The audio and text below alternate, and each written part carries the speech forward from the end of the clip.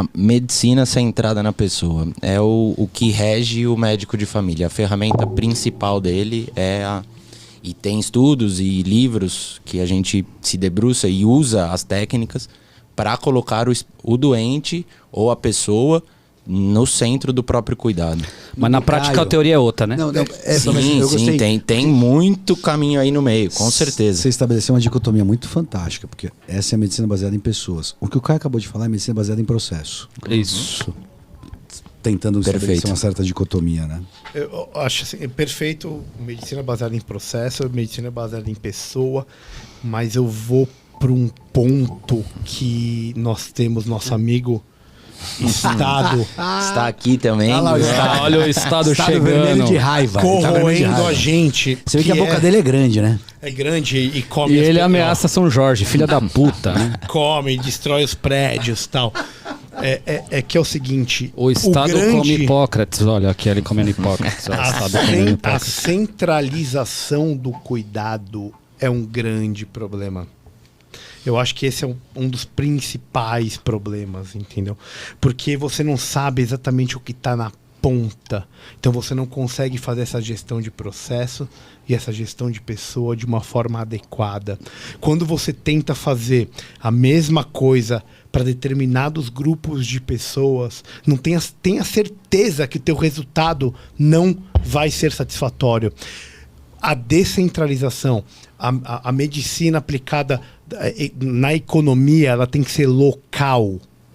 O cara que está lá, vou até perguntar, eu vou emendar isso para perguntar para o Bruno como que é, o quanto ele pode decidir como médico de família no que está sendo tomado como decisão local, para aquela família que está lá na ponta, precisando talvez de um verme para escabiose na prática. Ou do antibiótico, na prática. Porque o SUS em si, ele não foi feito dessa forma. E tenho certeza que existe um grande gap, um grande problema em resolver o problema das pessoas que estão na ponta. Este conceito que o Bruninho foi formado e que ele aplica disse para nós aqui, ele não existia na Constituição de 88. Então esse é um big trouble pra gente discutir aqui. Fala aí, Brunão. Belíssima pergunta. Já me colocando aqui na fogueira. Exato, na fogueira. Sempre na fogueira. Pôs pra correr. Lançou em profundidade. E assim, Reginho, uma coisa interessante. Eu fiz a residência há pouquíssimo tempo, né? Terminei a residência agora no começo do ano, já fiz o curso e aqui estou. E eu atuei numa comunidade em São Bernardo do Campo, bem periférica, ali para lá da represa. Para quem conhece São Bernardo é banhado por uma represa antes da serra. E ali os meus recursos eram totalmente diferentes do recurso que eu tenho aqui em São Caetano. Então a minha atuação ela era baseada naqueles recursos que eu tinha lá.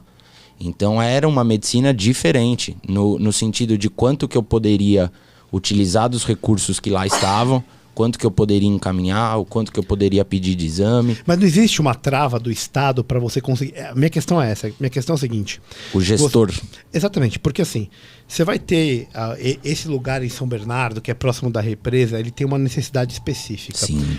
A UBS de São Caetano, ali no meio da Goiás, ele tem uma outra necessidade. Certeza, outra população. A minha questão é, quando você coloca essas duas populações sobre o mesmo ponto de vista de gestão, ou seja, você centraliza a decisão para elas, a chance de isso dar certo, de você ter um resultado bom, é muito menor se isso fosse decidido na própria ponta. Como é que você atua no Einstein na favela de Paraisópolis, que é muro a muro ali? Acho que essa é a pergunta do Magal, né? Você acha que tem uma... É a mesma medicina? É a mesma medicina? Não tem uma diferença, até do ponto de vista de como você vai usar o recurso, ou de o tipo de doença que você vai atender? Tem, com certeza tem. E aí você sim fica limitado. E aí talvez pela estruturação do SUS, né, o esquema tripartite, que o financiamento municipal, a organização, a atuação municipal, a governança do Estado e o financiamento federal, você acaba lidando muito com o gestor municipal, né? Então você fica muito à mercê daquele cara estar ali ciente do problema daquela população.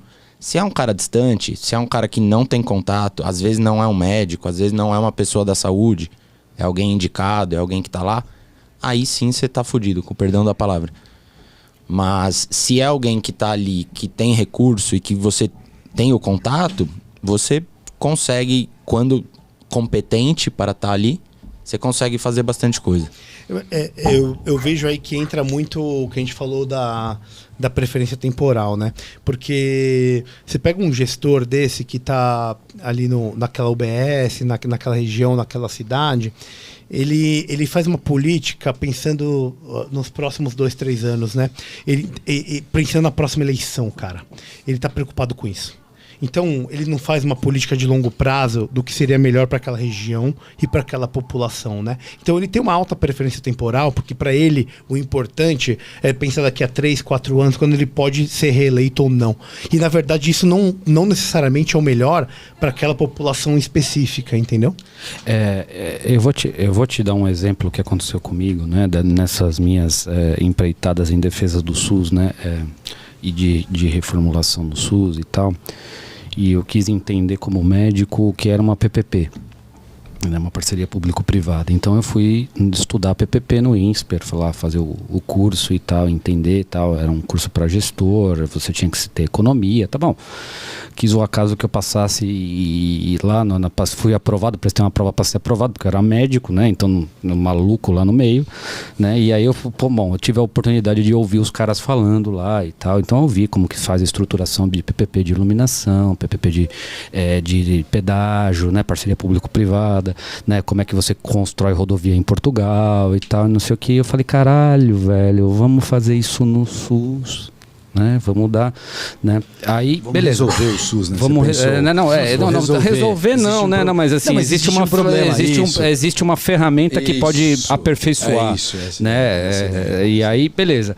Aí eu fui falar com o cara terminou o curso, tal, não sei o quê. Aí eu fui falar com um dos professores e tudo mais, né? E aí eu falei, cara, vamos fazer isso, né? Vamos integrar o cuidado, fazer tal, não sei o quê. Ele falou, cara, a ideia é muito boa, né? Ele falou assim, desde a estruturação das PPPs na época, esse curso aí, eu sei lá, fiz faz uns 4, 5 anos, a gente estava junto ainda, né, Magui?